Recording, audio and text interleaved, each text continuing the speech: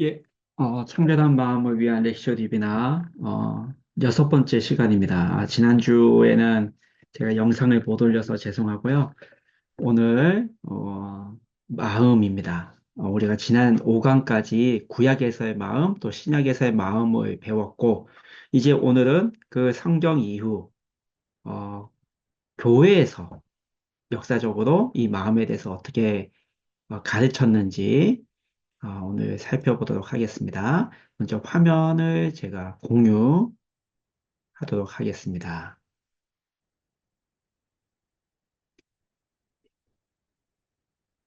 예, 마음입니다. 교회에서 가르쳐주는 마음. 44페이지입니다. 구약에서의 마음, 또 신약에서의 마음을 우리가 살폈습니다. 그럼 이제 교회에서는 이제 어떻게 마음에 대해서 설명을 했는지 그걸 한번 살펴보겠는데요. 예수님의 제자들, 12제자들이 또 예수님 부활 승천 이후 막 복음을 전하지 않았습니까? 그리고 그 예수님의 12제자들이 또 다 순교하고 또 하나님 나라 다 올라갑니다. 그리고 바울이 또 예수님의 복음을 전하고 뭐 AD 한 60년 정도 이렇게 죽은 걸로 기록되어 있는데요. 또 60년 이후 로마를 거치면서 여러 명의 그 예수님의 제자들이 이 땅에 남아서 복음을 전해 주었습니다. 그리고 로마 시대가 쭉 돌아오면서 AD 313년이죠. AD 313년에 어떤 일이 일어나냐면 로마가 기독교를 이제 승인해 줍니다.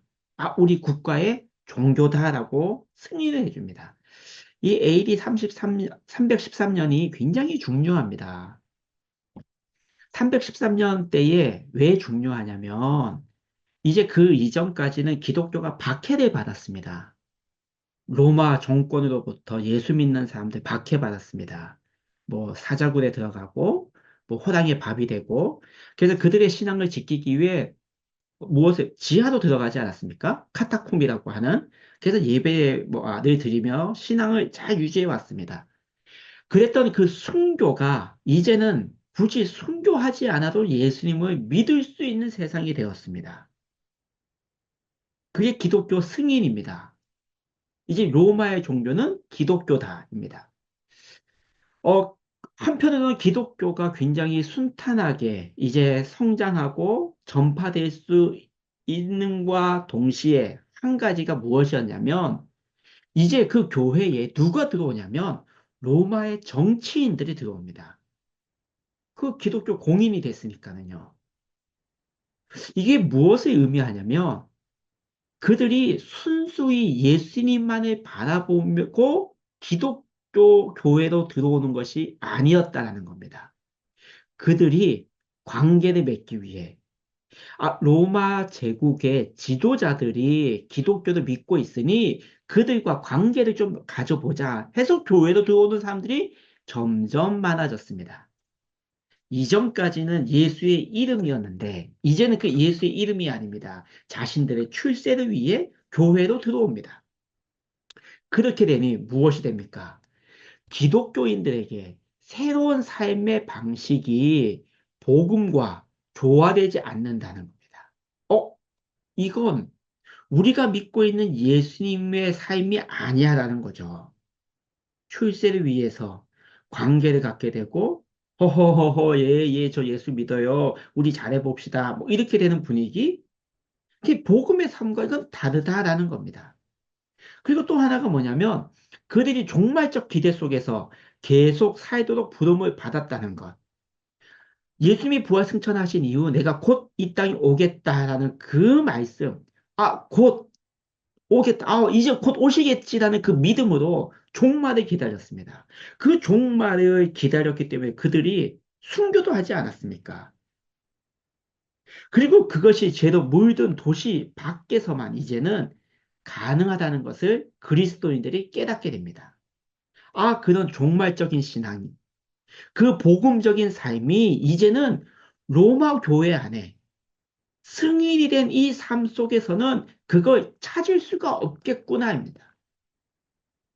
여기서는 우리가 그리스도인답게 살아갈 수가 없어. 여기서는 우리가 예수의 이름을 바라볼 수가 없게 되었다.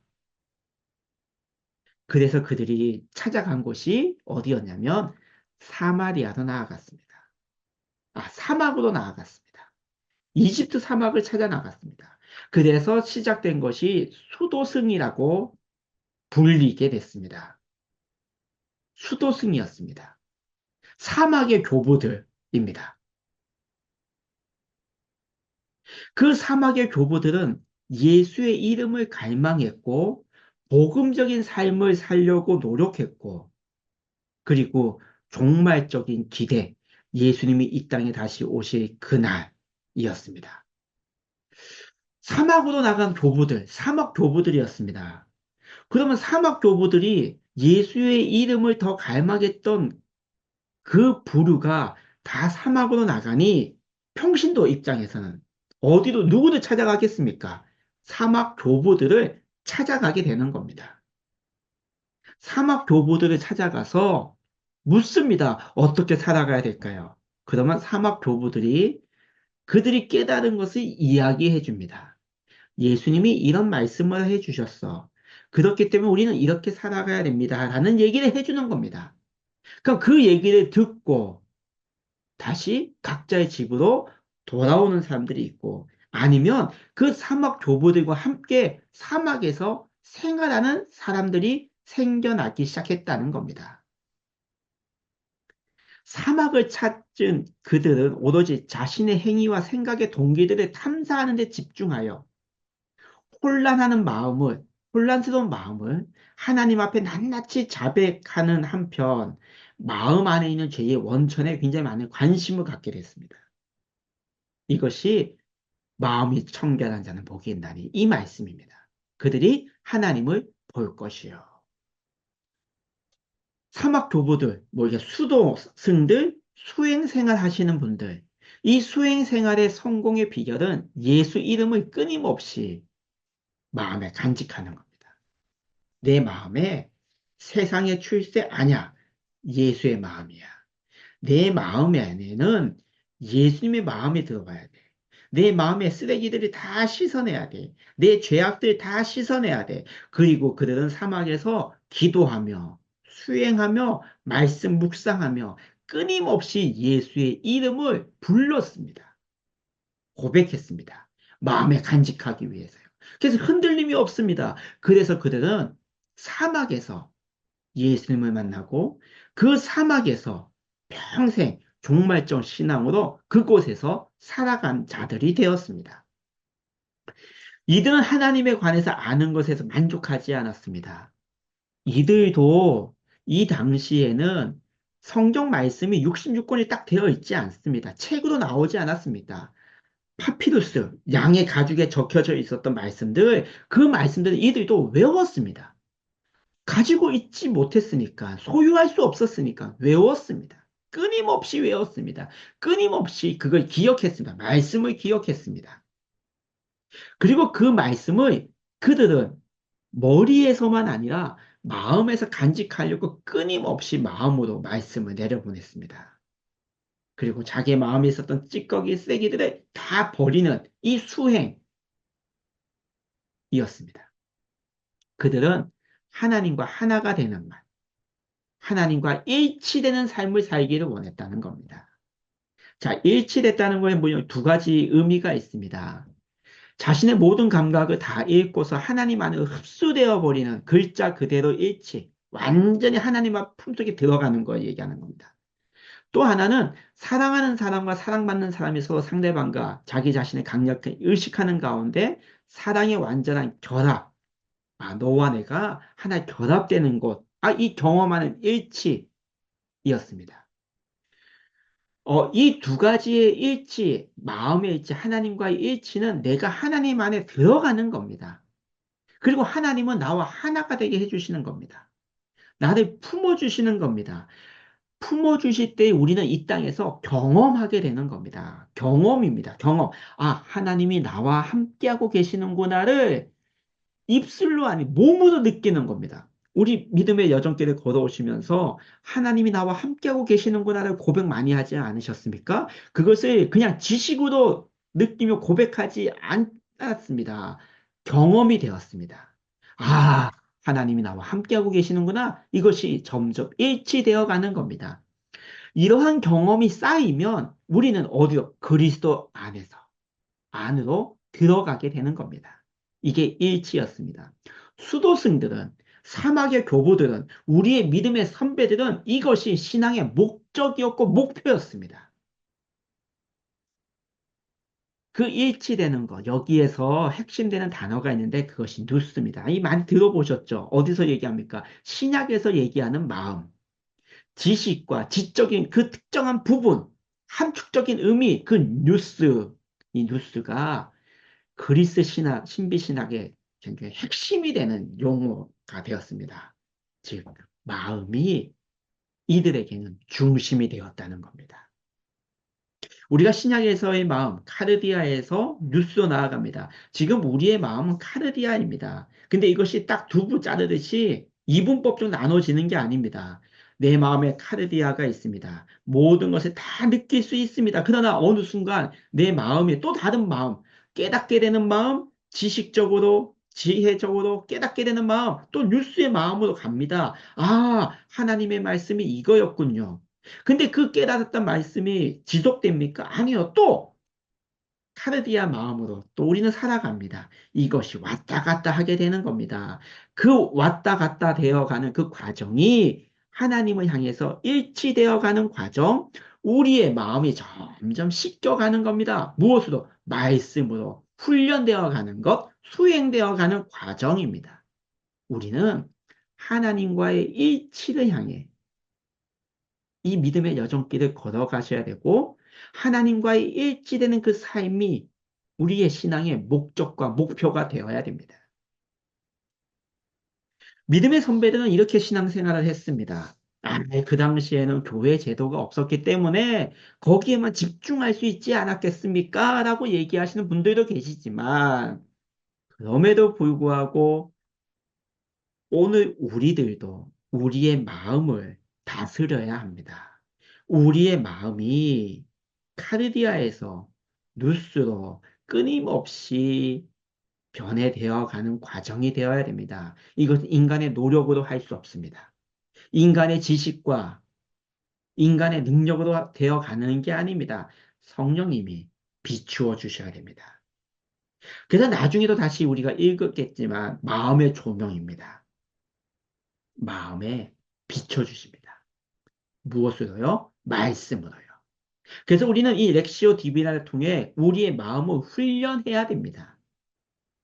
이것을 어떻게 훈련해야 될까? 이 책에서 이야기하고자 하는 겁니다. 시간이 지났습니다. 3세기 말 4세기 중엽 사이에는 이제 그 수도승들이 있었고 또 하나 부류가 생겼는데 금욕가와 동정녀들, 부정녀가 납니다. 이 동정녀는 동정녀 마리아에서부터 시작이 되는 겁니다. 왜요? 결혼하지 아니하고 오직 하나님께만 내 삶을 집중하며 살아가겠습니다. 였습니다. 금욕가는요, 내 세상의 물질, 유욕, 이거 다 내려놓고, 나 이거 다 안 먹어. 나는 금식하며 하나님만을 바라볼 거야. 금욕가들이 등장을 합니다. 이들은 완전히 사막으로 물려갑니다. 그러나 사막에서 완전히 생활하지만 세상과는 분리되어 보이진 않습니다. 이것은 그들은 사막에서의 삶은 사지만 이 세상을 버리지 않았습니다. 늘 세상을 생각하며 세상을 바라보며 세상을 위해 기도하는 자들이 되었습니다. 수도승은 이렇게 등장을 했습니다. 그래서 이들 사막의 교부들, 동서방 수도승 생활 전체이었습니다. 쭉 이어져 내려갑니다. 사막 교부들이라고 얘기합니다. 그 사막 교부들 가운데 대표적인 사람이 이집트의 안토니우스입니다. 이집트의 안토니우스. 이 안토니우스가 어떤 일이 있었냐면 주님의 집에 들어갔을 때에 주님께서 말씀을 말씀해 주셨습니다. 내일 걱정은 내일 할 것이다. 이 소리를 듣는 순간 그는 마음에 울림이 있었습니다. 그래서 그는 나가서 남겨둔 재산을 가난한 이들에게 나눠주고 동정녀들이 모이는 그 무리에 자기 누이를 맡겼습니다. 그리고 자기 씨는 집 앞에서 자기 자신에게 주의하면서 규율을 엄격히 지키면서 금욕 수행에 전념하기 시작했습니다. 내일이는 내일 걱정해. 하나님께 맡겨. 그럼 나는 뭐 하지? 자기 자신에게 주의를 기울여야 돼. 내 자신을 생각해야 돼. 그것이 결국 마음 돌보기입니다. 이것이 수도승 문학 전체의 핵심 주제가 되었습니다. 기독교 역사에서 마음 돌보기, 자기 자신을 바라보기가 핵심이 되었습니다. 그래서 많은 영성 훈련들 가운데 그 모든 훈련들, 금식, 쓰기, 기도, 이건 다 뭐냐? 자기 자신의 마음을 다스리는 겁니다. 그 마음이 하나님과 일치되는 마음으로 나아가는 겁니다. 청결한 마음을 향해 나아가는 겁니다. 안토니우스는 고독 속에 점차 자기 마음을 아는 법을 배우고 평화를 깨는 온갖 생각을 죽이는 법을 습득하고 영들을 식별하는 기술을 터득하게 됩니다. 사막에서 이걸 터득하게 되는 겁니다. 하나님의 말씀을 묵상하며 기도하며 어떻게 내 마음을 다스리고 어떻게 내 마음을 하나님을 향해 나아갈 수 있을지 또 말씀을 가지고 어떻게 살아가야 될지 그것이 하나님과 나와의 관계뿐만 아니라 이웃과의 관계를 어떻게 평화롭게 살아갈 수 있을까? 하나님 사랑, 이웃 사랑. 이 안토니우스는 사막에서 그걸 깨달았습니다. 그래서 많은 제자들이 안토니우스에게 찾아가 어떻게 살아가야 됩니까? 라고 물어보며 답을 얻고 기독교를, 복음을 점점 전해져 내려왔습니다. 313년에 기독교가 승인이 되었고 또 하나 중요한 사건이 있는데 그 사건이 뭐냐면 330년입니다. 콘스탄티누스 황제가 로마의 황제가 되었을 때에 이 사람이 수도를 옮깁니다. 수도를 어디로 옮기냐? 비잔티움으로 옮깁니다. 이탈리아 로마에서 지도를 보십시오. 이 로마였습니다. 이 로마에서 콘스탄티누스가 어디로 옮기냐면 여기로 옮깁니다. 그리고 콘스탄티노프라고 합니다. 도시를 만듭니다. 여기도 터키 지역입니다. 바울이 전도 여행했던 곳입니다. 안디옥, 예루살렘입니다. 오히려 이탈리아 로마 이쪽보다는 수도를 옮기면 오히려 기독교의 성지인 바울의 전도 여행지 또 안디옥, 예루살렘까지 우리가 나아갈 수 있다. 아시아로 진출할 수 있다. 수도를 옮기게 됩니다. 이게 330년입니다. 이 330년의 수도를 옮김과 동시에 어떻게 되냐면 이제는 이쪽 콘스탄티노플 중심으로 여기 황제가 있으니 이쪽이 더 왕성하게 성장하게 됩니다. 반대로 수도가 아닌 이 로마는 점점 쇠퇴하게 됩니다. 이 분홍색 지역 보이지 않습니까? 그래서 교회 사적으로는 여기가 동방교회, 여기가 서방교회, 동로마, 서로마가 되어서 여기는 동방교회, 여기는 서방교회가 되었습니다. 서방교회, 로마, 동방교회, 콘스탄티노프, 드디어 교회가 분리되기 시작했습니다. 서방교회 로마, 이 로마의 서방교회가 계속적으로 카톨릭과 종교개혁이 일어나서 복음이 우리 대한민국으로 전해져 내려왔고요. 동방교회는 이쪽은 그리스 정교회, 러시아 정교회, 또 이슬람, 여러 종교들이 여기서 일어나게 됩니다. 그거는 이제 기독교 역사에서 동로마, 서로마, 기독교 역사에서 우리는 살펴볼 수 있을 부분이고, 왜? 이제 동방교회에서의 마음, 또 서방교회에서의 마음을 어떻게 가르쳐 주었는지를 우리는 살피기 위해, 기독교 역사에서 동방교회와 서방교회가 이렇게 분리가 되었구나. 잠깐, 우리가 지도를 통해서 살펴보았습니다. 오늘은 여기까지 하겠고, 다음 시간에 이제 동방교회에서의 마음, 그리고 서방교회에서의 마음, 어떻게 각 교회마다 이렇게 마음에 대해서 가르쳐 주었는지 살펴보도록 하겠습니다. 오늘 수업은 여기까지 마치겠고요. 시청해 주셔서 감사합니다. 다음 시간에 뵙겠습니다. 고맙습니다.